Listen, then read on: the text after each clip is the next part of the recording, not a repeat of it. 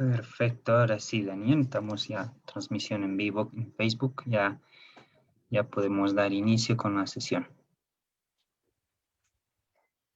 Daniel, así que le cedo la palabra a Daniel para que ya podamos arrancar con el día de hoy. Gracias, doctora Amilcar. Vamos a iniciar entonces. Muy buenas tardes a todos, noches en algunos países quizá. Sean todos bienvenidos a una sesión más de este curso internacional de uroanálisis, el cual hemos ya compartido por varios días y que estamos prácticamente en la recta final del mismo, que esperamos que esté siendo de mucha utilidad, que esperamos que sea realmente productivo para ustedes, que esperamos que todos aquellos que se inscribieron sea redituable para también el costo-beneficio, y a los que no se hayan podido inscribir, pues que también las estén disfrutando de acceso libre a través del grupo de Facebook. Entonces les saludo a quienes están en este momento en la sesión de Zoom, explicándoles o bueno, recordando la misma dinámica. El chat estará inhabilitado durante el transcurso de la conferencia y entrando en la recta final de la conferencia se habilita para sus dudas, las cuales van a ser resueltas por el ponente del día de hoy. Y para todos los que están por ahí en Facebook también les saludamos con gusto. Qué bueno que nos acompañen, qué bueno que disfruten de estas conferencias y que las aprovechen. Pues decíamos, el no estar inscrito no es ningún pretexto para que no aprovechen el conocimiento que se comparte, y el día de hoy pues no va a ser la excepción. Bastante buen conocimiento y mucha experiencia por parte de nuestro experto del día de hoy. Bien, sin más preámbulos, les voy me permito leer el currículum de el tecnólogo médico Diego Gómez Vargas. Es de Chile, de nuestro país hermano de Chile. Él es creador de Urodex. Recordarán esta página que yo hasta le preguntaba a Diego qué pasó con ella. Yo la seguía y ya después vi que se había transformado, que eso fue lo que pasó con ella, que era una página prácticamente dedicada al uroanálisis y se transformó a convertirse en CITEM Chile, que también pues, obviamente es parte de el creador, nuestro amigo y experto Diego Gómez.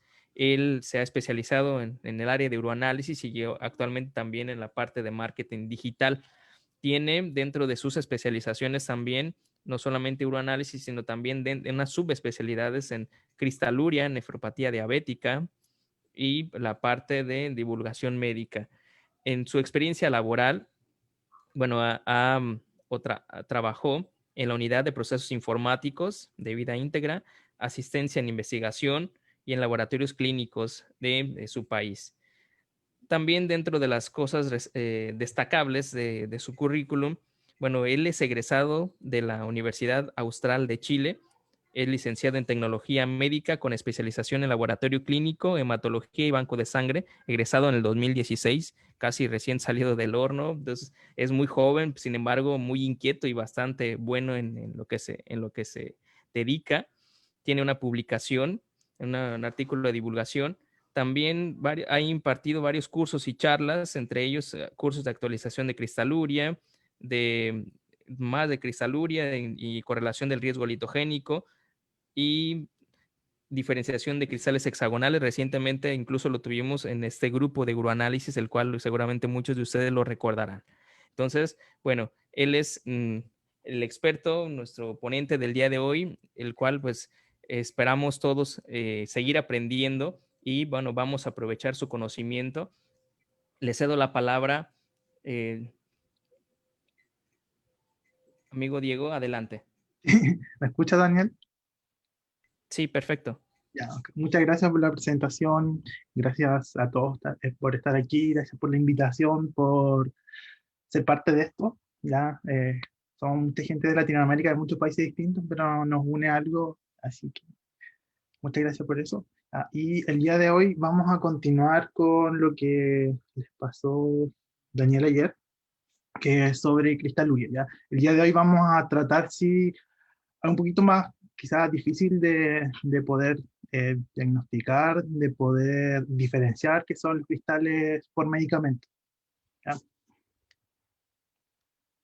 Entonces, para comenzar, tengo este meme aquí que un poco ejemplifica de qué se tratan los cristales por medicamento, ¿ya?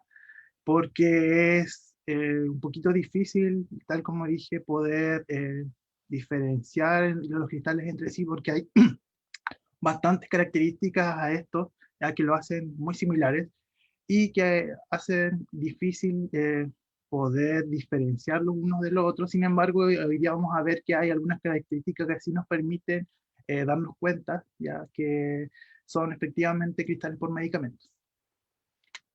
¿Ya? En primer lugar, ¿ya? ¿Por qué es importante saber de cristaluria? Porque la cristaluria está bastante relacionada con la litiasis renal y es un problema a nivel mundial, ¿ya? Que no es bajo, ya tiene una incidencia alrededor del 5 o el 10%, ¿ya? Pero de lo que vamos a hablar hoy día, que son los cristales y las litiasis por medicamento, es un poquito más bajo, ya, si bien representa solo el 1 al 2% de los pacientes que desarrollan tanto cristaluria como litiasis. eh, es importante sobre todo porque muchos de estos pacientes están en tratamiento constante, ya, o el hecho que también sea bajo puede reflejar que hay un subdiagnóstico debido al poco conocimiento que se tiene acerca de estos cristales. Ya. Ahora bien, existen una serie de factores de riesgo que van a incidir en que un paciente presente o no presente cristales y una posterior litiasis por medicamento, ¿ya? ¿Por qué? Porque, ejemplo, ya tenemos la ceftriaxona, que es un antibiótico que se usa de forma bastante frecuente, ¿ya? Sin embargo, no todos los pacientes a los que se le administra ceftriaxona van a desarrollar litiasis o cristaluria, ¿ya? Entonces, ¿de qué depende finalmente de que un paciente desarrolle o no esto? Ya vamos a encontrar dos tipos de factores. Ya vamos a encontrar los factores relacionados con el paciente, ¿ya? Y factores relacionados con el propio medicamento, ¿ya? Algunos factores importantes en el caso del paciente va a ser el historial litiásico que haya tenido o sea, es más probable que un paciente que ya tuvo un cálculo renal de otro tipo desarrolle un cálculo por medicamentos, ¿ya? Las infecciones urinarias también son importantes al elevar el pH para algunos medicamentos, ¿ya? O esto es súper importante, pacientes que presentan una baja diuresis, ya sea porque toman muy poca agua o por deshidratación, ya que también está, ¿ya? Cualquier anomalía metabólica que tenga el paciente de base, ya sea hipercalciuria y hiposhidraturia, eh, entre otras, ¿ya? El pH urinario alterado, ya sea un pH ácido o un pH alcalino, va a favorecer que ciertos cristales precipiten, ¿ya? Y algunas alteraciones anatómicas que pueda presentar el paciente que va a facilitar que finalmente estos cristales precipiten. En el caso de los factores relacionados con el medicamento, ¿ya? Vamos a poder presenciar cristaluria y olitiasis, ¿ya? Cuando hayan pacientes que estén con dosis alta de algún medicamento, tratamientos que sean muy extensos o prolongados, ¿ya? Medicamentos que posean una alta excreción urinaria, ¿ya? Que un gran porcentaje del medicamento se ha excretado a través de la vía urinaria, eso va a favorecer que finalmente precipiten aquí. Esto es súper importante, ¿ya? Que el medicamento presente una baja solubilidad, ¿ya? Ya sea en medio ácido o en algunos casos en medio alcalino. ¿Ya? Esto es súper importante porque favorece mucho a que se presente una cristaluria por medicamento. ¿Ya?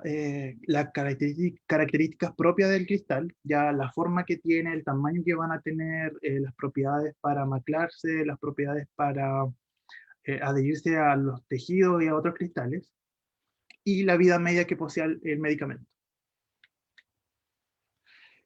En cuanto a los tipos ya de medicamentos que podemos encontrar, podemos dividirlo en dos, pero yo quise agregar como un tercer tipo, ¿ya? Vamos a encontrar en primer lugar aquellos cristales, ¿ya? Que están compuestos por el mismo medicamento o uno de sus metabolitos que el paciente está consumiendo, ¿ya? O está ingiriendo para su tratamiento. Por otro lado, vamos a tener medicamentos, ¿ya? Que no es que el metabolito o el medicamento por sí es el que cristalice, sino que van a inducir debido a sus características en cuanto a eh, la farmacología que tiene ¿ya? A los efectos que ejerce sobre el cuerpo, ¿ya? Van a alterar ciertos parámetros, ¿ya? Que van a hacer que ciertos cristales precipiten, ¿ya? Ya sean de cristales de calcio, cristales de ácido úrico principalmente. Y un tercer tipo que quise agregar aquí, que si bien hoy día no lo vamos a ver, quiero que lo tengan en mente, que son sustancias tóxicas o no medicamentosas que también pueden llegar a precipitar. ¿Ya? Algunas cosas que el paciente puede ingerir, que no son medicamentos, pero también pueden llegar a estar presentes en la orina. ¿Ya? En esta tablita de acá, ya está un poco resumido toda una lista como bastante amplia de todos los medicamentos que pueden afectar de una u otra forma la cristalización, ya sea que sea el metabolito o el propio medicamento el que cristalice o induzca la cristalización de otros. ¿Ya? Hay test más antiguos, ¿ya? Aquí, este de acá está como bastante completo, ¿ya? Hay un grupo diverso de medicamentos que podemos encontrar en orina. Tenemos sulfas, ¿ya? Aminopenicilinas, cefalosporinas, quinolonas. Que es importante aquí también, inhibidores de proteasa para VIH, algunos antivirales para herpes virus. ¿No? Acá sigue, tenemos algunos diuréticos, drogas contra epilepsia, ya, etc. Aquí está como bastante, después van a poder revisar con más detalle esta lista, ya no vamos a ver todo porque por tiempo no alcanzamos a ver todos, ya.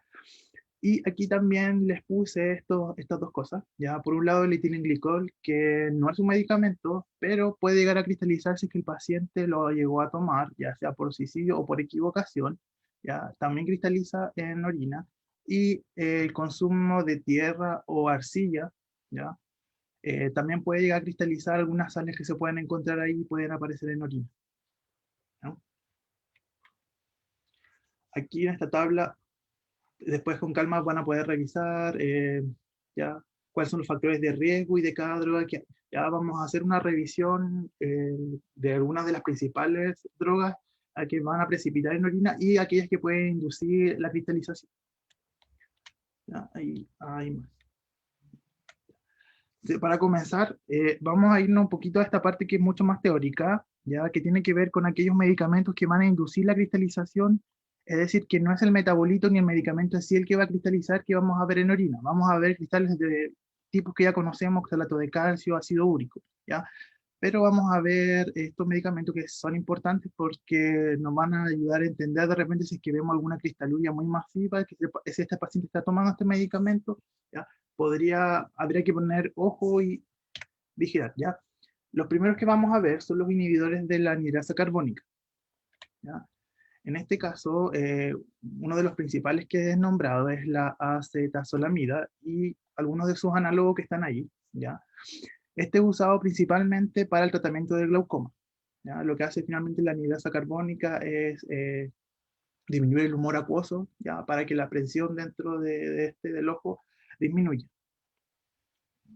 Ahora, la anhidrasa carbónica se encuentra en muchos otros tejidos también, y uno de ellos es la célula de túbulo renal, ¿ya? Donde juega un papel súper importante en cuanto a la homeostasis del pH, ¿ya? Entonces, ¿qué es lo que hace esta droga finalmente? Es unirse a la anhidrasa carbónica, ¿ya? Y evita que el ácido carbónico, ¿ya? Se divida. Finalmente el ácido carbónico lo que va a hacer es transformarse en bicarbonato, ¿ya? Entonces, ¿qué es lo que va a hacer este aumento de bicarbonato? Va a aumentar el pH en el lumen de acá, ¿ya? Al aumentar el bicarbonato, ¿ya? Lo que va a suceder es que va a haber una mayor reabsorción del citrato para mantener el pH no tan alto, ¿ya? Porque el citrato también lo que va a hacer es transformarse en bicarbonato y va a aumentar más el pH. Entonces, al haber una mayor reabsorción de citrato, ¿ya? El citrato es un inhibidor de la cristalogénesis del oxalato de calcio y del fosfato de calcio, ¿ya? ¿Por qué? Porque el citrato se une junto al calcio y forma una sal que es más soluble, ¿ya? Entonces, al haber mucho menos citrato aquí, ¿ya? Va a haber mayor disponibilidad de calcio para que se una al oxalato y finalmente lo que vamos a tener es un aumento de cristales cálcicos, ¿ya? Entonces, en un paciente que esté tomando este tipo de medicamento, podríamos encontrar, por ejemplo, este tipo de cristales, ¿ya? Oxalato de calcio dihidratado, fosfato amorfo de tipo carbapatita y fosfato cálcico. ¿Ya? Podríamos encontrar cualquiera de esos tres. ¿Ya? Existen otros medicamentos, ¿ya? Que su uso es principalmente para tratar la epilepsia y la migraña. Sin embargo, también tienen propiedades relacionadas con las inhibidoras de la anhidrasa carbónica, ¿ya? Por lo tanto, van a tener efectos similares a los que vimos recién. Ya en este caso tenemos el topiramato, ¿ya? Y la sonisamida. Entonces van a formar también cristales de tipo cálcico en estos pacientes. ¿Ya? Otro medicamento importante, que en este caso tenemos un diurético, que es la furosemida, ¿ya? La furosemida lo que va a hacer es finalmente inhibir la reabsorción del sodio, ¿ya? Acá, en el enlace de Henle, ¿ya? Y al haber una mayor cantidad de sodio aquí, lo que va a hacer es arrastrar agua y finalmente disminuir la presión arterial, ¿ya? Y disminuir el edema, que se usa principalmente para esto. Al haber un exceso de sodio afuera, ¿ya? El calcio no va a disminuir su reabsorción, ¿ya? A nivel tubular. Por lo tanto, ¿qué es lo que vamos a tener aquí? Vamos a tener una hipercalciuria, ¿ya? Como como no va a haber reabsorción suficiente de calcio a este nivel, ¿ya? El calcio va a ser excretado y va a aumentar sus niveles de excreción, ¿ya? Entonces, finalmente lo que vamos a tener aquí en los pacientes con furosemida va a ser una hipercalciuria y vamos a tener cristales de tipo cálcico también.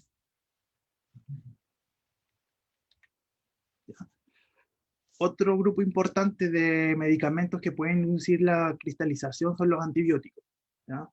Aquí vamos a hablar de antibióticos en general.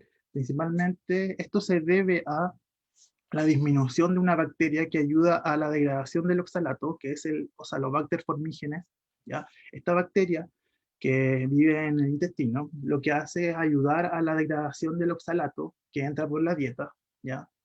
Entonces, al haber menos oxalato disponible, ¿ya? Va a haber menos cristalización de oxalato de calcio, gracias a esta bacteria. Cuando hay tratamientos prolongados de antibióticos, ya hay una disbiosis, esta bacteria, ya principalmente Oxalobacter formigenes, ya va a disminuir y por lo tanto va a haber una mayor biodisponibilidad de oxalato para que se una a el calcio, lo que finalmente va a ser excretado va a ser excretado como oxalato de calcio, principalmente monohidratado. ¿Ya? Aquí hay algunos ejemplos que se hicieron con algunos tipos de antibióticos que están relacionados con el Oxalobacter formigenes. Principalmente aquí vemos que da ciprofloxacino, gentamicina, las tetraciclinas, ¿ya? Todos estos tratamientos van a afectar a esta bacteria y finalmente lo que va a hacer es producir una mayor cristalización, ¿ya? Entonces, en un paciente con tratamientos prolongados por antibiótico y que se haya producido una disbiosis, ya podríamos tener algo como esto, donde vamos a tener una hiperoxaluria con cristales de oxalato de calcio monohidratado, que están bastante grandes, ¿ya? Y pueden llegar a formar cálculos de COD, perdón, de COM, ¿ya? Que son estos de acá arriba, ¿ya? Y esto se da frecuentemente en pacientes que sufren de fibrosis quística, ¿ya? De hecho, se ha visto que en estos pacientes hay una mayor incidencia de litiasis por oxalato de calcio, ¿ya? Debido a que se tratan las enfermedades respiratorias que son producidas por las bacterias con antibióticos, generalmente con tratamientos bastante prolongados, ¿ya? El siguiente grupo de medicamentos que vamos a ver son los laxantes, ¿ya? ¿Qué es lo que pasa con los laxantes? ¿Ya? Los laxantes lo que van a hacer, básicamente, es aumentar las deposiciones y con esto va a aumentar la excreción de bicarbonato. ¿Ya? Al aumentar la excreción de bicarbonato vamos a tener una acidosis metabólica. Para poder compensar esta acidosis, el cuerpo, ¿qué es lo que va a hacer? Va a aumentar la excreción de amonio, ¿ya? Y al aumentar la excreción de amonio, que se va a unir con el ion urato, vamos a tener, por lo tanto, una mayor cristalización de cristales de urato de amonio, ¿ya? ¿En qué pacientes podemos encontrar esto? En bueno, en dos tipos de pacientes. Por un lado, las pacientes que sufren de anorexia, que abusan de los laxantes, ¿ya? Y en el otro caso, ya que quizás no es por medicamento, pero es una forma natural, por decirlo así, es pacientes que sufren de diarreas crónicas, ¿ya? También podemos llegar a ver este tipo de cristales, ¿ya? Aquí tenemos la forma del urato de amonio, ¿ya? Y es importante mencionar que estos cristales pueden llegar incluso a formar cálculos, si bien son bastante poco comunes, ¿ya? Es una posibilidad, ¿ya? Así que, ¿qué otras cosas importantes? Lo que nos va a llamar la atención es que en estos casos vamos a tener una gran cantidad de cristales, pero de tipo aséptica, es decir, no vamos a tener bacterias probablemente, ya que es de origen metabólico y no por una infección urinaria. Ya, otro grupo de drogas que vamos a revisar son las drogas uricosúricas, ya, que se usan para el tratamiento de la gota. Ya, lo que hacen estas drogas básicamente es aumentar la excreción del ácido úrico, ya, para disminuirlo del cuerpo. Existen varias drogas que pueden llegar a hacer esto. Existen de primera y de segunda acción. Ya el probenecid es como de primera línea. Básicamente lo que hace es aumentar la excreción, ya, porque esa es su función, disminuir el ácido úrico sanguíneo aumentando la excreción, ¿ya? Y luego existe otro grupo que su función no es principalmente llegar a la disminución de esto, sino que su función primaria es otra. Ya tenemos el caso de los sartán, que es un antihipertensivo. Sin embargo, se ha visto que también tiene propiedades antiácido úrico, uricosúricas, que lo que va a hacer es aumentar la concentración, o sea, la excreción de ácido úrico en la orina, ¿ya? Entonces es importante esto porque como es un medicamento que se utiliza bastante, podríamos llegar a encontrar cantidades elevadas de cristales de ácido úrico en pacientes que estén con este medicamento. Ya. Otro grupo importante son las vitaminas, ¿ya? Y aquí tenemos dos vitaminas que van a ser importantes, que va a ser la vitamina C y la vitamina D, ¿ya? ¿En qué casos vamos a poder observar cristalización y riesgo de litiasis por estos medicamentos? Va a ser principalmente cuando hay una sobredosis de esto o una intoxicación por vitaminas, ¿ya? En el caso de la vitamina C, lo que se esperaría encontrar debido a su ruta metabólica es una hiperoxaluria. Y ahí en el caso de la vitamina D, por su ruta metabólica propia, es una hipercalciuria, ya que está relacionada con el metabolismo del calcio, ¿ya? Esta es la ruta metabólica del ácido ascórbico, vitamina C, tal como vemos ahí entre su ruta, y el producto que generalmente se genera es el oxalato, ¿ya? Y la glicina. Cuando hay una excesiva cantidad de ácido ascórbico, ¿ya? El dioxalato, ¿ya? Como esta enzima va a estar saturada, va a preferir transformarse en oxalato y finalmente este es el que va a llegar a excretarse, ¿ya? Y unirse al calcio y cristalizarse. En el caso de la vitamina D, lo que va a hacer principalmente es generar, cuando hay un exceso, ya una hipercalciuria, ya que va a aumentar la absorción de calcio a nivel intestinal.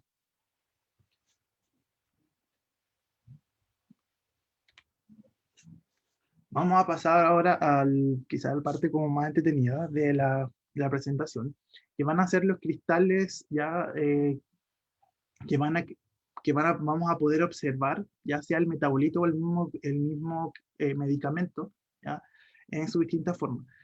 Como dije, es un poco difícil poder reconocer solo por morfología los cristales por medicamento, ya que son bastante similares, ¿ya? De hecho, que hay algunos ejemplos que ahorita los saqué en una presentación del doctor Daudón, si mal no recuerdo, ¿ya? Donde vemos, si se fijan aquí, estos cristales son bastante similares entre sí, ya vamos a ver a qué cristales corresponden, pero es importante ya poder reconocerlos y poder identificarlos para que ayude al diagnóstico del paciente y finalmente el medicamento no le esté generando un mayor daño. ¿Ya? El primero que vamos a ver es el tremtereno, ¿ya? El tremtereno es un medicamento, ¿ya? Que se usa como diurético y se usa principalmente en el caso de edema e hipertensión. Una de sus características es que poco soluble, ya principalmente en medio ácido. ¿Ya? Eso hace que cuando hay una disminución de pH en algunos pacientes, ¿ya? Llegue a cristalizar. Su función principalmente es bloquear el canal de sodio, ya lo que inhibe la reabsorción de este y aumenta la diuresis. ¿Qué factores van a favorecer que finalmente cristalice o no este medicamento? Van a ser las altas dosis, ya el paciente que haya tenido una historia litiásica y el pH urinario ácido. Ya. ¿Cómo vamos a observar estos cristales en orina?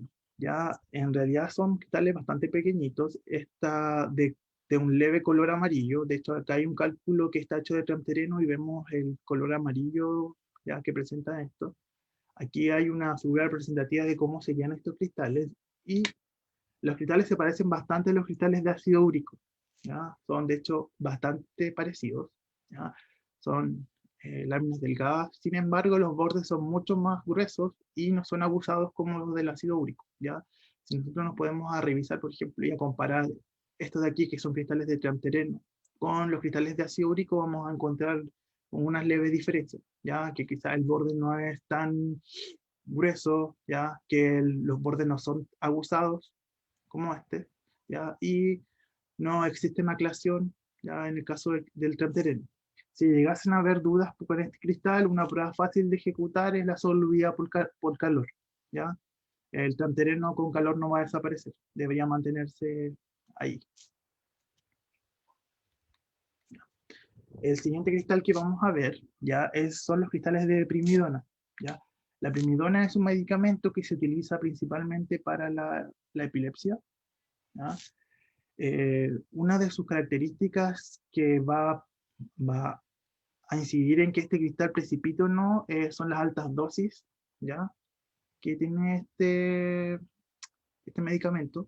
¿Ya? Un paciente que tenga alta dosis, por ejemplo, un paciente que se haya intoxicado con esto o haya intentado suicidarse usando esta droga, ¿ya? La baja solubilidad que tiene el medicamento, ¿ya? Y algunas características del paciente, por ejemplo, si el paciente presenta muy poca masa muscular o una hidratación insuficiente. Y otra característica importante es que el 40% de este medicamento se excreta en orina de forma intacta y el otro restante es uno de sus metabolitos. ¿Ya? La primidona puede, o sea, va a aparecer en orina tanto como primidona como este metabolito que es el FEMA y fenobarbital también. ¿Cómo son los cristales de primidona? Ya son cristales alargados generalmente de forma hexagonal. ¿Ya? Tienen un parecido, de hecho, a los cristales de cistina, este de aquí, algunas formas, y a los cristales de oxalato de calcio monohidratado por etilenglicol. ¿Ya? Como acá hay otro ejemplo que se nota mucho más. Sin embargo, a pesar de que son cristales hexagonales, tienen algunas características que lo hacen particulares. De hecho, son láminas muy, muy delgadas, ¿ya? Llegan a ser bastante grandes y a diferencia de los cristales de cistina, no tienen una maculación como la de cistina, ¿ya? Son mucho más delgados. ¿Ya? Es importante decir que la primidona es un medicamento que actualmente es como de segunda línea, por lo tanto encontrar cristales de primidona es muy difícil. De hecho, las publicaciones, hace creo que más de 10 años que no se ha publicado nuevamente un caso donde se hayan visto cristales de primidona. En su momento se utilizó muchísimo, pero hoy en día sí es un medicamento que ha pasado a ser de segunda línea. Se prefieren usar otros medicamentos para la epilepsia que este, ¿ya? Se sigue usando de forma mucho más consciente y probablemente por eso es mucho más raro llegar a encontrar cristales de primidona, ¿ya? Pero existen. Lo siguiente que vamos a ver son los cristales de ciprofloxacino. Ya tenemos aquí una quinolona que ejerce su función bloqueando la DNA girasa, lo que inhibe ya la replicación del DNA y finalmente el crecimiento bacteriano. Una característica súper importante del ciprofloxacino, que a diferencia de muchos otros medicamentos, que te va a precipitar a pH alcalino. Ya, si mal no recuerdo, de 6,8 hacia arriba suele presentarse el ciprofloxacino. ¿Ya? Eso es súper importante para poder diferenciarlos de otros cristales. Y también van a haber factores relacionados con el paciente, como la dosis que esté tomando el paciente, el nivel de hidratación, ¿ya? Y la edad también es importante, ¿ya? Porque los pacientes mayores tienden a presentar mayor probabilidad de cristalizar ciprofloxacino básicamente por la masa muscular. ¿Cómo son los cristales de ciprofloxacino? Podemos decir que esto es como un poquito común dentro de los cristales, que van a tener como estas formas estrelladas. ¿Ya? Aquí tenemos un cristal de ciprofloxacino que presenta esta forma de estrella. ¿Ya? Aquí tenemos unas imágenes en SEM, ¿ya? Donde ven que las estrellas tan completas llegan a formar incluso esferas. ¿Ya? También van a presentar formas menos conformadas, ya mucho más amorfas, donde vamos a ver las unidades cristalinas, ya unidas entre sí, no tan agrupadas como estrellas, sino que dispuestas de forma más irregular. Aquí tenemos más ejemplos de ciprofloxacino. Ya, de hecho, al verlo al microscopio incluso puede llegar a ver un color marrón, ya en este caso, y aquí tenemos otro más.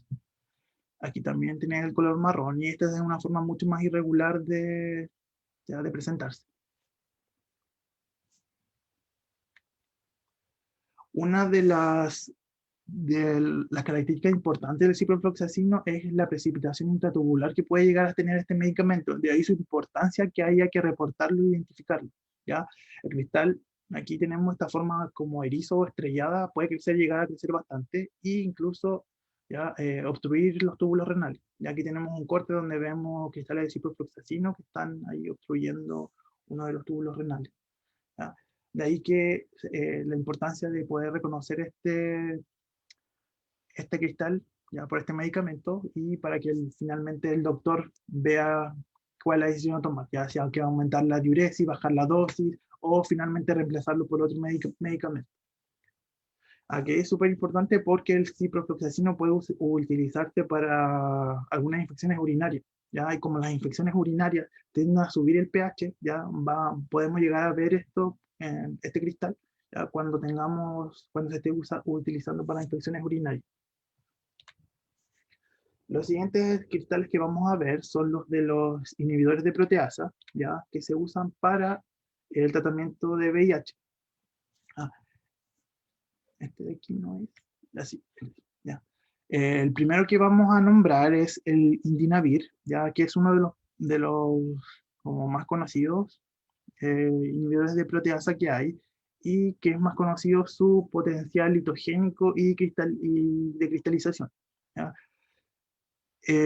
Tengo que hacer una nota aquí. En mi país este medicamento no se utiliza actualmente. Ya, de hecho, como que consulté y no sé si alguna vez nos llegó, pero yo sé que los tratamientos igual en otros países son distintos, por eso lo nombro. Ya, pero en mi país por lo menos este ya no se utiliza o nunca se utilizó.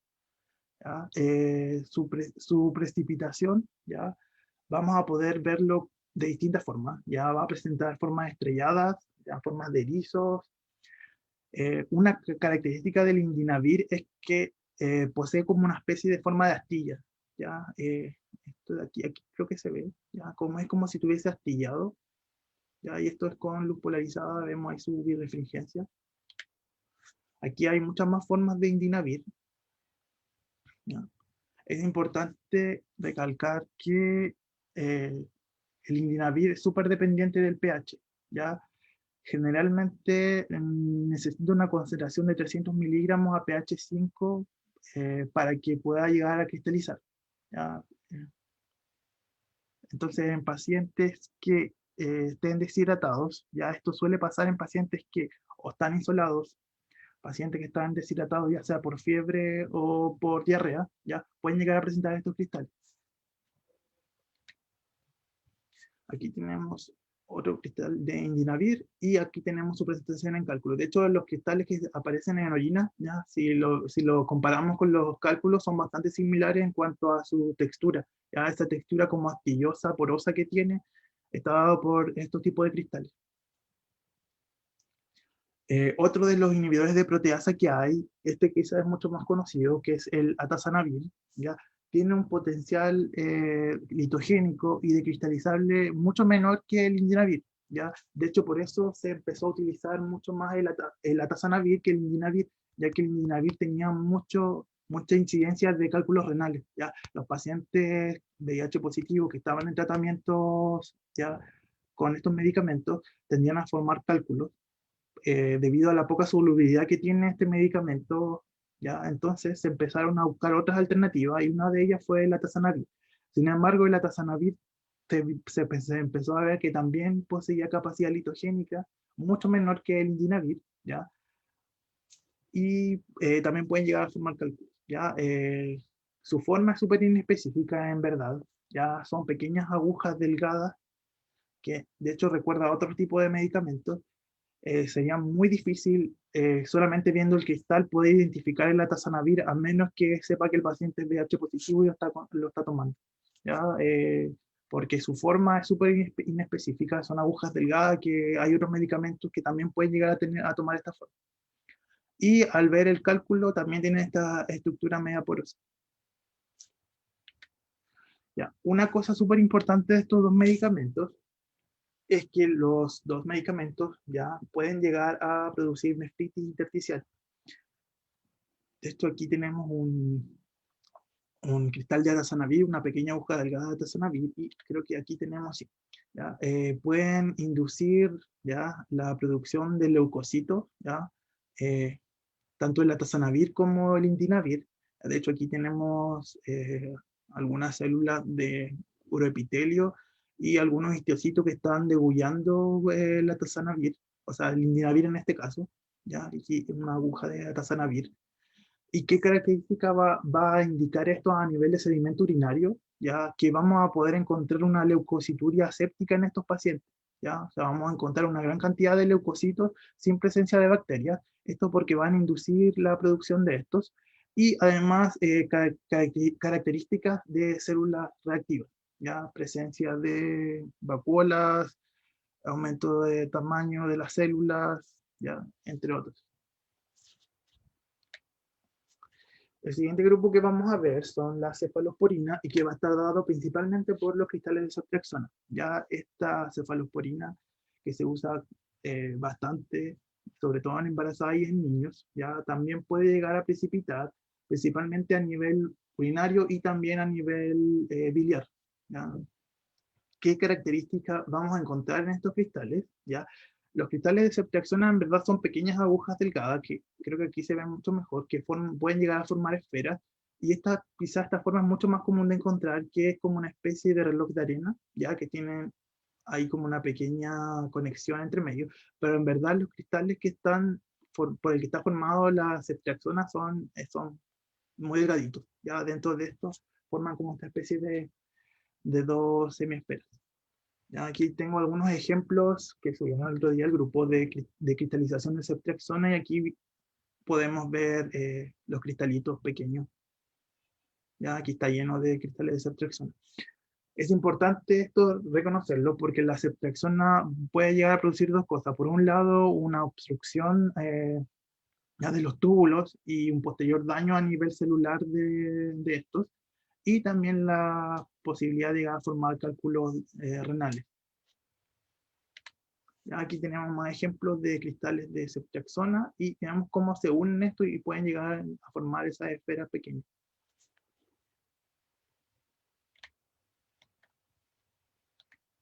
¿Ya? Aquí tenemos uteroscopía, ¿ya? Donde vemos ahí pequeños, todo eso, pequeñas arenillas que ahí son mini cálculos de ceftriaxona, ya en un paciente que estaba en tratamiento.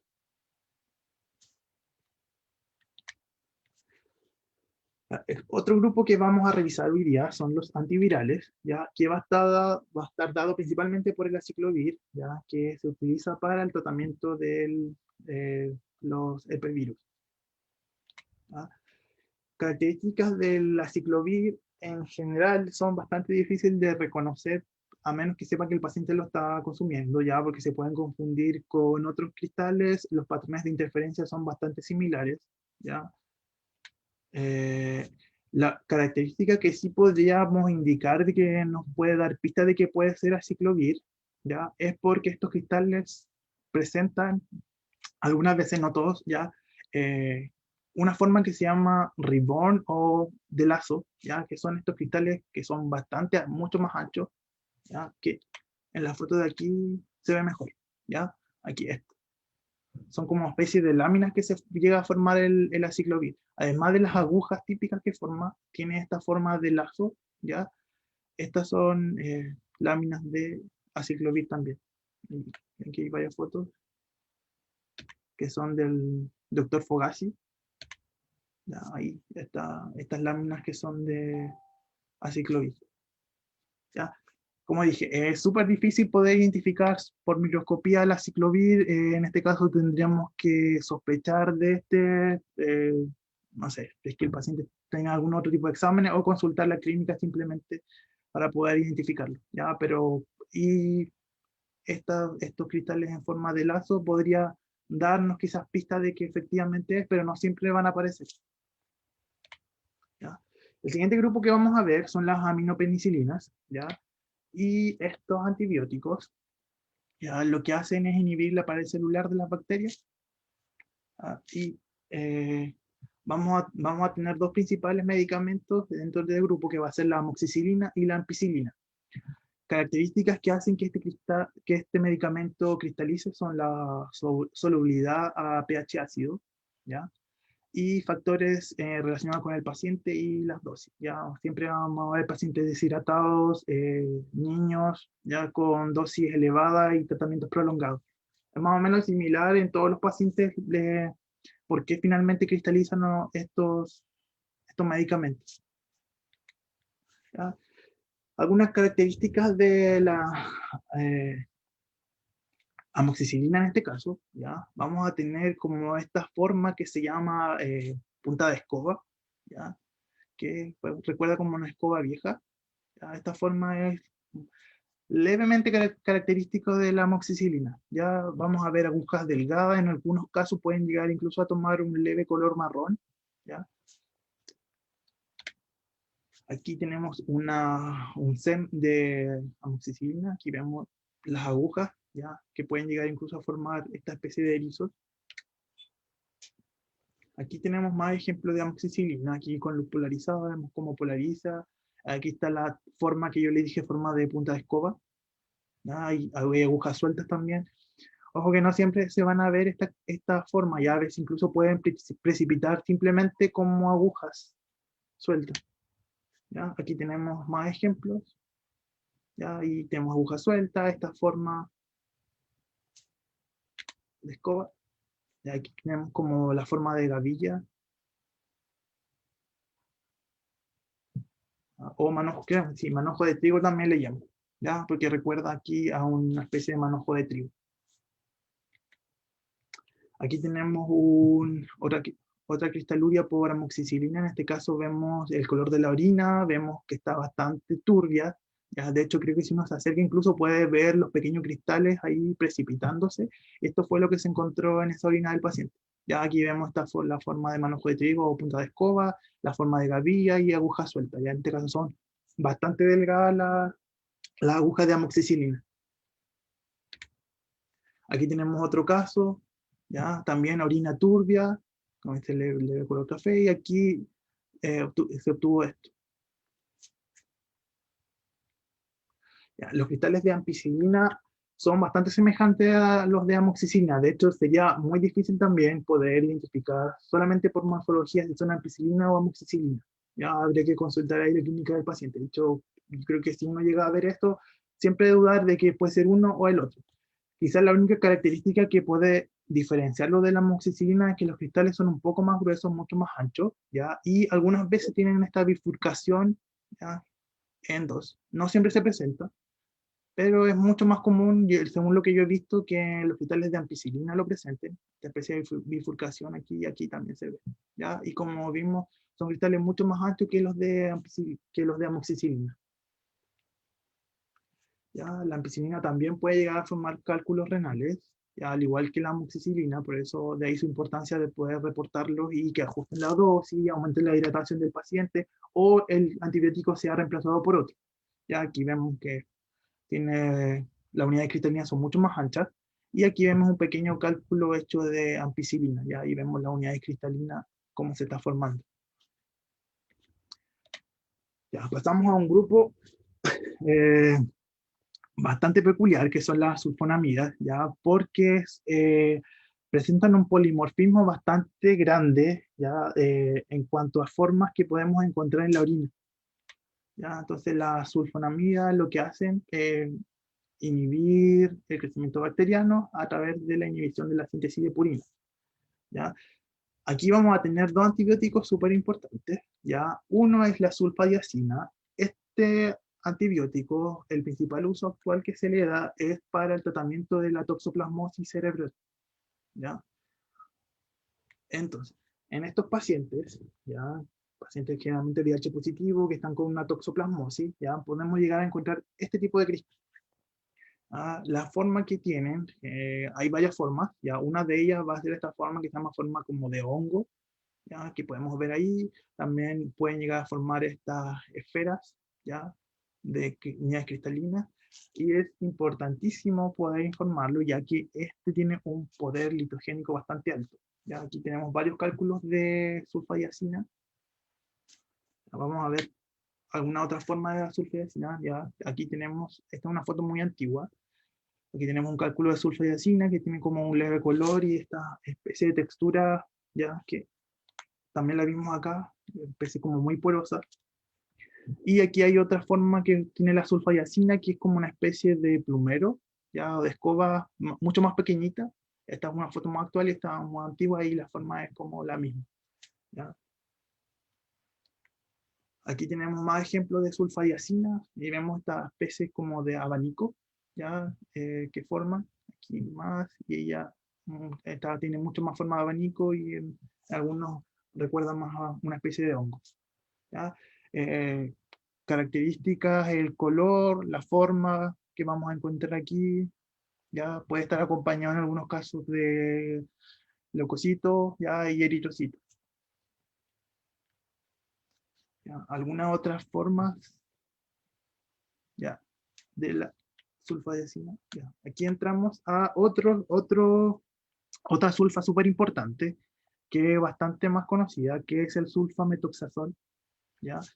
Que es una sulfa que se ocupa para diversas infecciones, ¿no?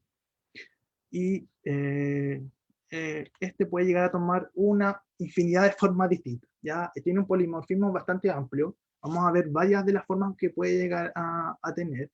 Y es la complicación que tiene puede identificar los cristales de sulfametoxazol es que a veces se parecen bastante a otros cristales mucho más comunes, ya como el ácido úrico o cristales como la cistina. ¿Ya? Algunas de las formas del sulfametoxazol, ya vamos a tener estas formas como de abanicos, ¿ya? O de gavillas. Aquí hay varios. Ya, vamos a tener la forma poliédrica. ¿Ya? Esta forma de aquí va a tener este color medio amarillo, aquí también. ¿Ya? Y este presenta una peculiaridad de que se parece bastante al ácido úrico. Digo que si uno no tiene como la suficiente experiencia, probablemente lo va a poder confundir con ácido úrico, ¿ya? Pero si uno fija con detalle, vemos que son formas poliédricas, ¿ya? Con un volumen bastante particular, ¿ya? Que no lo presentan los cristales de ácido úrico, ¿ya? Y en el caso de que haya como haya dudas, se puede aplicar una prueba de calor para ver si finalmente es ácido úrico, se puede polarizar para buscar para buscar el patrón típico de ácido úrico bajo la luz polarizada, y consultar siempre la clínica del paciente, ya para ver si el paciente está bajo tratamiento de sulfametoxazol. Ya, aquí tenemos una fotografía de STEM, ya donde vemos una placa hexagonal de sulfametoxazol. Y aquí me quiero detener un poquito porque este cristal de aquí va a recordar bastante a los cristales de ácido úrico y en algunos casos, para los menos expertos, quizás a los cristales de cistina. ¿Ya? ¿Por qué? Porque tiene una forma, en este caso no tan hexagonal, pero aquí si contamos los lados, podríamos llegar a contar 6 lados. ¿Ya? Es importantísimo poderlo diferenciar del cristal de ácido úrico, porque el cristal de ácido úrico puede también tener esta forma romboidal o la forma hexagonal. ¿Ya? ¿Qué características creo que están acá? ¿Sí? Importantes nos van a poder permitir distinguir de este del ácido úrico. ¿Ya? Lo primero va a ser la morfología. ¿Ya? Este va a tener ¿ya? Lados que van a ser homogéneos, que van a tener 1, 2, 3, 4, que van a ser similares, y siempre vamos a tener dos lados que van a ser más cortos que los otros y asimétricos. ¿Ya? Aquí tenemos varios cristales de sulfametoxazol de forma hexagonal, y si vemos vamos a encontrar 4 lados que son más o menos similares, 1, 2, 3, 4, y estos dos lados mucho más pequeños, más similares entre sí. ¿Ya? Eso es una de las características que no va a tener ni la cistina, ¿ya? Y el ácido úrico generalmente cuando es hexagonal o es un hexágono perfecto o es mucho más asimétrico. ¿Ya? El cristal de sulfametoxazol respeta como esta especie de simetría. ¿Ya? Otra cosa va a ser la maclación que va a tener el cristal de sulfametoxazol, que va a ser distinta a la del ácido úrico y que va a ser distinta a la de cistina. ¿Ya? Vamos a ver que la maclación es de forma paralela, ¿ya? Aquí vemos uno encima del otro, y en algunos casos ya la forma se pierde por completo y ya queda como una especie de masa amorfa, es como un poco difícil distinguir el cristal, ¿ya? Pero siempre buscar la unidad cristalina y vamos a ver esta maclación de forma paralela en estos cristales. ¿Ya? Aquí tenemos más ejemplos de sulfametoxazol de forma hexagonal, ya vemos los aquí. ¿Ya? Aquí hay 1, 2, 3, 4, estos lados son más similares, estos son levemente más cortos y similares entre sí. ¿Ya? Aquí los estamos viendo con contraste de fases, ¿ya? Y luz polarizada que vamos a ver que es irregular. ¿Ya? Puede polarizar como no polarizar la luz. Que a diferencia del ácido úrico, donde aquí veríamos un patrón con todos los espectros de colores, probablemente. Ya en el caso de la cistina, probablemente veamos placas así completamente blancas. Más formas del sulfametoxazol, como dije, es un cristal bastante polimorfo, ya tiene muchas formas diversas en las que podemos encontrar en orina. Vamos a tener formas, esta que se llama losángicas, ya forma de hongo, esta que parece una hoja, ya en forma tabular o rectangular. Ya estas, aquí tenemos más poliedros y estas son esferulíticas. ¿Ya? Aquí tenemos la forma tabular del sulfametoxazol. Aquí, acá. Tenemos esto que es la forma losángica del sulfametoxazol, donde tenemos un lado que va a ser más o menos recto y un lado que va a estar medio curvo. ¿Ya? Y como una especie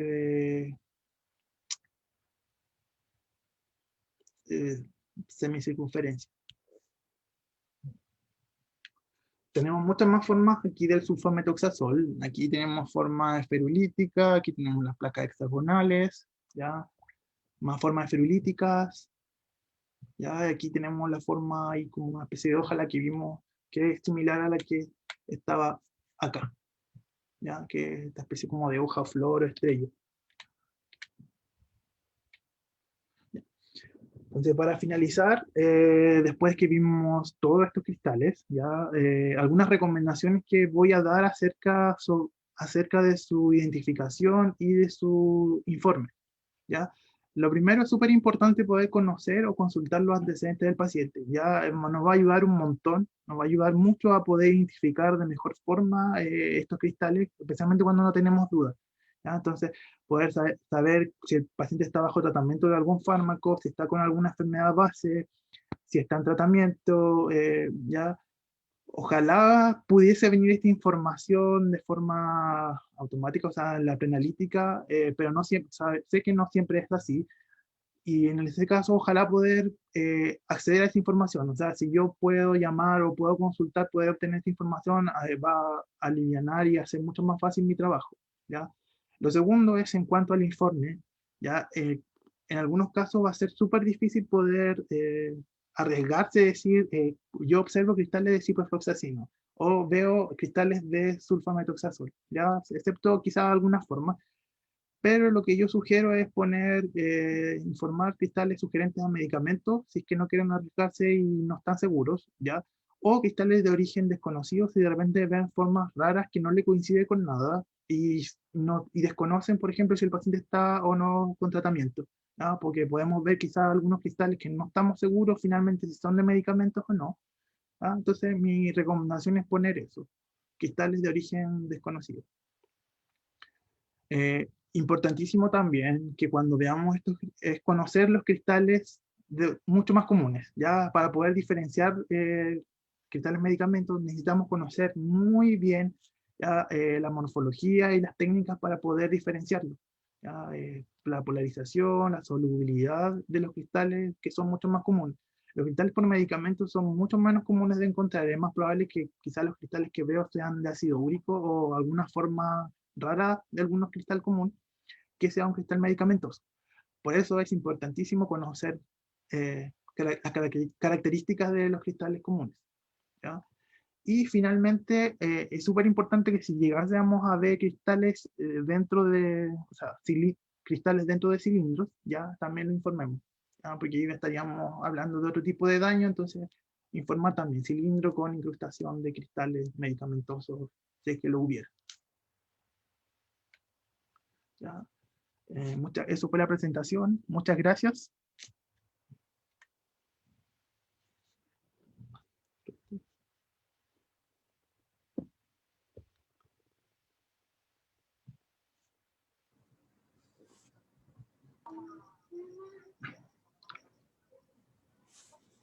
Buenas noches.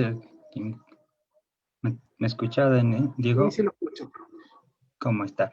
Bueno, sí, ya bueno, hemos habilitado el chat un poquito tarde. Vamos a dar unos minutitos, ¿sabes? Para que los participantes puedan ir escribiendo sus preguntas. Mientras tanto, Daniel, si gustas, puedes tal vez comentar algo si queda algo pendiente. Cualquier pregunta que tengan, la pueden hacer. A la gente que no conozca nuestra página, ya que es CITEM Chile, pueden encontrarnos en Facebook y en Instagram. Estamos haciendo siempre como cosas entretenidas en ambos lugares, subiendo información, estamos haciendo difusión de eventos, de charlas de otras personas, tanto de Chile como de otros lugares, así que eso, si alguien quiere difundir algo, también lo puede enviar, nosotros lo subimos ahí. Cualquier consulta que tengan también me la pueden hacer de forma personal y no hay problema, se la voy a responder. Muchísimas gracias.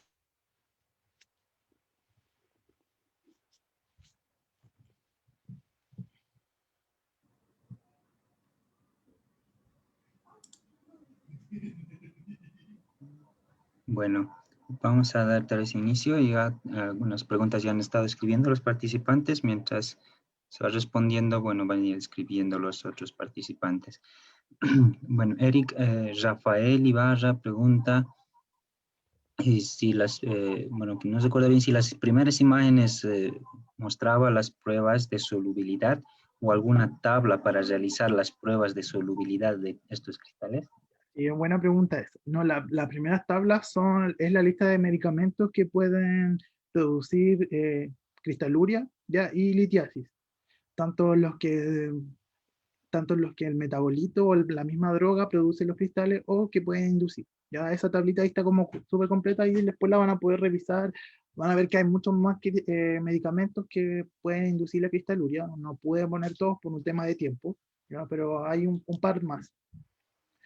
En cuanto a las pruebas de solubilidad, en verdad, hay como una, creo que es para la amoxicilina y para las de sulfa, pero para el resto no hay como un perfil establecido. Lo que se puede hacer, o sea, para lo que me serviría la prueba de solubilidad es finalmente para descartar otros cristales. ¿Ya? En general, el estudio como específico para poder determinar el componente de un cristal es a través de espectrometría infrarroja, ¿ya? Donde me va a dar como una especie de perfil, ¿ya? De cuál es la sustancia que tengo en la orina, ¿ya? Pero de forma rutinaria no se hace, ¿ya? Solamente con fines de investigativos y para análisis de cálculo. Hasta el momento no he visto como que nadie haga para diagnosticar cristales medicamentosos. Finalmente no tiene mucho sentido, sí, porque uno al momento de consultar la clínica del paciente podría saber finalmente de qué medicamento se trata. ¿Ya? Pero pruebas de solubilidad como tal no hay tablas como para todos los medicamentos. Muchísimas gracias. Pasando a otra pregunta. Edison consulta, ¿qué cristales puedo observar en pacientes con enfermedades prostáticas? En pacientes con enfermedades prostáticas.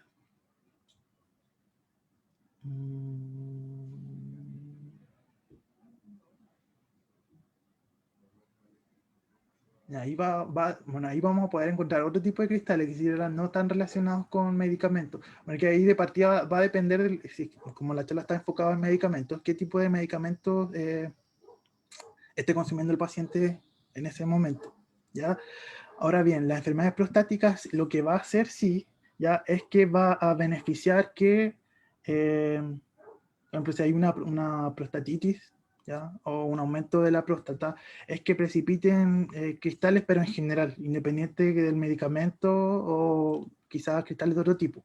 ¿Ya? Sí, lo que podría haber en algunas enfermedades que un cristal bastante poco conocido, que es el fosfato de espermina, ya que bueno, no lo nombré acá porque no es un cristal medicamentoso, ya que es un cristal que se forma a partir del semen. Entonces, si el paciente tiene, no sé, eyaculación retrógrada, por ejemplo, ya podríamos llegar a encontrar este cristal.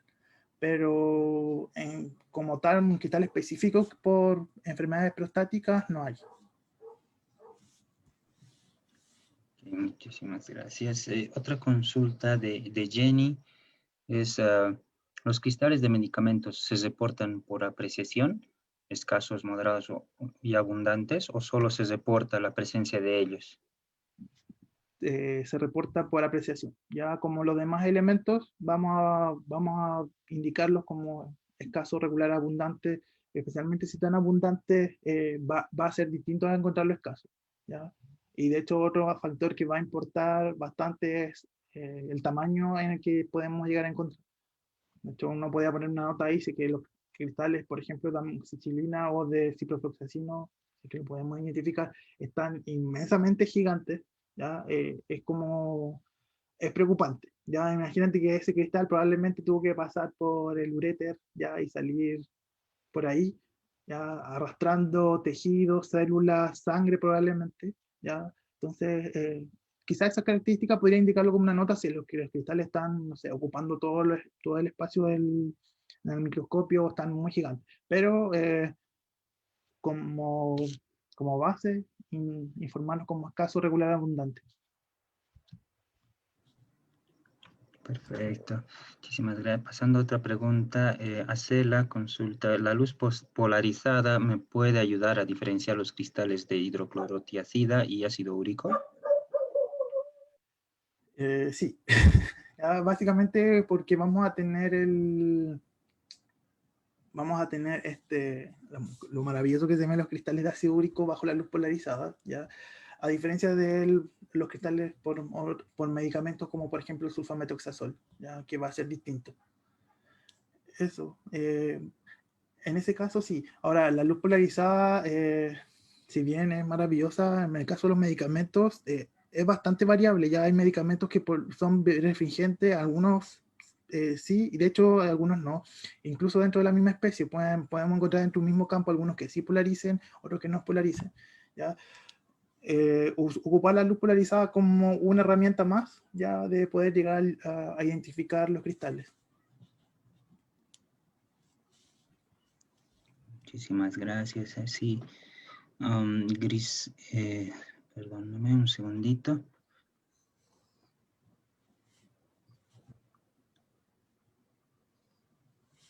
Perdóname, acá ya está la respuesta.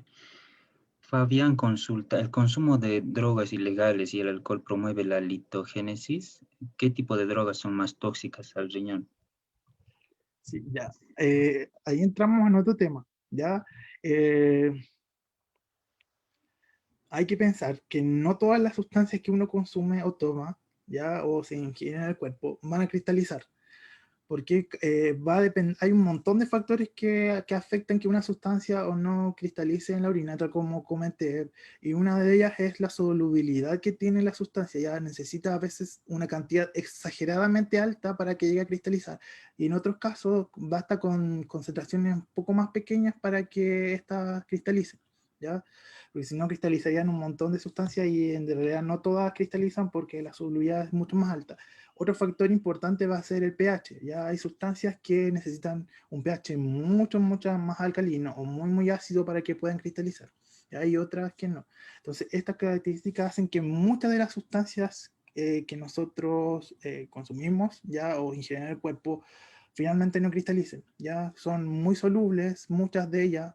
¿Ya? Por lo tanto, por ejemplo, muchas de las drogas que nosotros, o sea, que se consumen no cristalizan en orina. ¿Ya? Son solubles y están unidas como a otro, y eso también es importante.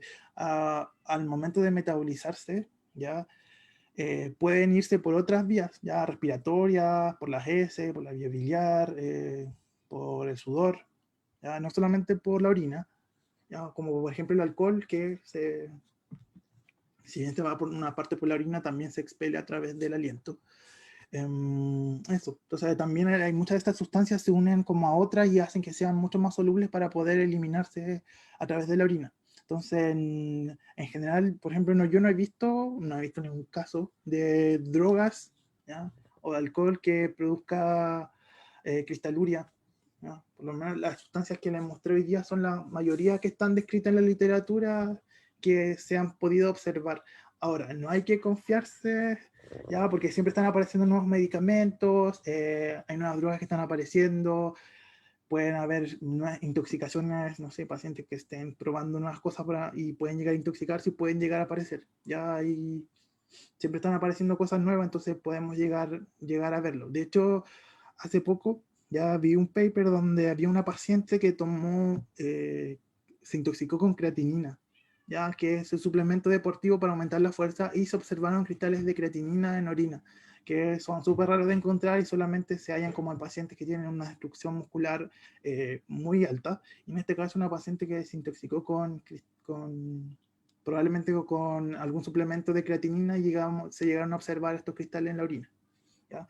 Entonces, no todas las sustancias que consumimos cristalizan, ya muchas son solubles o se unen a moléculas para hacerse solubles, y en cuanto a las drogas, no he visto nada que cristalice en orina. Perfecto.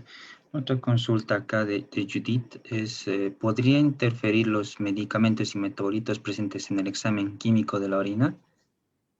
Sí, de hecho, en la clase que presentó el colega hace un par de días atrás, de hecho ahí se mencionaron como algunos medicamentos que pueden llegar a interferir, ¿ya? Especialmente los que presentan colores, esos son como importantes. Bueno, y el ácido ascórbico, que la vitamina C, que afecta en varios parámetros, ya ahí es como súper importante si el paciente está con suplementos de vitamina C, porque interfiere con un montón de parámetros, ¿ya? Y creo que sí, hay algunas drogas, más que nada las que presentan como color a ver, déjame recordar, la fenazopiridina, creo que, si mal no recuerdo, puede llegar a interferir, y el azul de metileno. Eso, ¿ya? Cualquier droga que puede llegar a colorear la orina puede interferir, y los suplementos de vitamina C. Perfecto. Y bueno, para terminar con dos consultitas más, Eric consulta, ¿todos los cristales por medicamentos se reportarían como cristales de origen desconocido? No, ya las recomendaciones que yo les di al final, ya, son en el caso de que tú veas un cristal que sugiere medicamento y no tenga la clínica del paciente, no sepa si está tomando algo, no te quieres aventurar a informar que son cristales de medicamento porque no tienes la clínica en ese momento o los antecedentes para poder corroborar. Entonces, como tú estás viendo cristales y no sabes de dónde vienen, de qué son, ya mi recomendación es que se reporten como tal. Ya el médico probablemente va a llamar o va a repetir, y entonces en ese momento quizás se pueden conseguir los antecedentes y decirle que viste esos cristales que no saben de dónde aparecieron.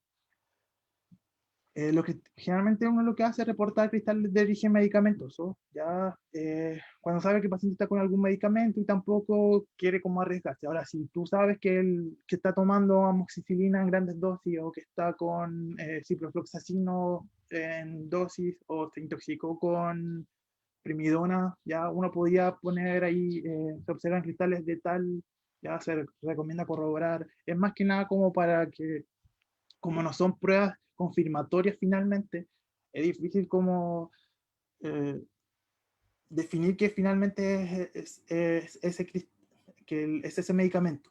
¿Ya? Finalmente se hace de una forma indirecta sabiendo cuál es el medicamento que está consumiendo el paciente. Pero esa sería la respuesta. O sea, de origen desconocido es cuando yo no tengo ningún antecedente del paciente y veo los cristales y no sé, sospecho que son de medicamentos, pero no tengo la clínica para asegurarlo y no estoy tan seguro. ¿Ya? Entonces, esa es la recomendación. Perfecto, muchísimas gracias. Otra consulta acá de Duarte es, en el caso de estar en tratamiento con antibióticos, ¿en cuánto tiempo aproximadamente se podrían generar los cristales? Eso va a depender de muchos factores. ¿Ya? Va a depender del tipo de medicamento que esté tomando, de la vida media, del nivel de hidratación del paciente, es muy variable. ¿Ya? O sea, por eso se recomienda que los pacientes en la mayoría de estos medicamentos estén con una suficiente hidratación, ya para evitar efectivamente la cristaluria y una posible litiasis. Entonces va a depender eso, del nivel de hidratación que tenga el paciente, va a depender de la dosis que esté tomando. Obviamente, las dosis bajas van a inducir menos cristaliures que una dosis alta. Si estás con una intoxicación, probablemente sea mucho más rápido que se llegan a producir los cristales. Y finalmente va a depender del metabolismo de cada medicamento y de la vida media de este. Entonces son muchos factores y va a depender exclusivamente de cada medicamento. Ya hay algunos, según lo que leí, que pueden ser a las 6 horas, otros a las 24. ¿Ya? Esto va a ser distinto. Y ahí es importante que si bien no todos los pacientes que van a presentar cristales en la orina ya van a desarrollar daño renal o algo, porque puede ser que yo simplemente esté consumiendo el medicamento y ahí lo esté excretando y no sé, una leve deshidratación o de forma normal llega a aparecer. Igual hay que reportarlo y finalmente es el médico el que tiene la decisión y él es el que tiene que analizar si es que va a ajustar la dosis, si es que va a decir que hay que tomar más agua, ya, si es que lo va a cambiar. Finalmente uno lo que tiene que hacer es informar lo que ve y después el médico es el que, como tiene la clínica completa, va a decidir qué es lo que se va a hacer, ya, eh, con esa información. Muchísimas gracias, Diego. Entonces, con esto damos finalizada la sesión de preguntas. Mi amigo Daniel, si me puede escuchar, puede activar su micrófono. Sí, aquí estoy, doctor. Muchísimas. Entonces, bueno, Diego, muchas gracias. Igualmente, acá hay mm, comentarios de felicitaciones, que está muy excelente la presentación, que ha sido muy útil y pues sí, es muy importante tomar en cuenta siempre esta Muchas gracias. presentación. Muchísimas gracias, excelente presentación, Diego, y felicidades. Y bueno, Daniel, le cedo la palabra para que pueda ya comentar algo y cerrar la sesión. Gracias, doctora Amilcar. Bueno, muchas gracias, tecnólogo médico Diego. Ha sido de verdad bastante buena la conferencia, llena de datos útiles, que creo que también, bueno, los asistentes han estado complacidos con su conferencia. El agradecerle y ojalá que podamos contar con su participación en eventos posteriores. Ya en alguna ocasión lo tuvimos en el grupo y ahora pues en esta primera edición de este curso de uroanálisis. Aquella fue una primera edición, sin embargo, esta más bien ha sido la primera de manera formal y qué bueno que nos acompaña. A recordarles a los que nos acompañan a través de Zoom que no se pierdan la sesión de mañana. El día de mañana nos estará acompañando, nos estará compartiendo su conocimiento el químico Eduardo Ramírez y nos va a hablar acerca de la cilindruria. Sé que muchas veces quedan dudas de cómo, no solamente cómo reportar los cilindros, sino cómo identificarlos cuando tienen algunas estructuras que si son celulares, si son hemáticos, si son granulares, si son a lo mejor con algunas sales, toda esa parte, el químico nos hablará de manera magistral. Yo soy de los que piensa que el químico Eduardo debería de compartirnos más su conocimiento, sabe muchísimo y el día de mañana pues van a poder escucharle y bueno, disfrutar también de esa parte del conocimiento.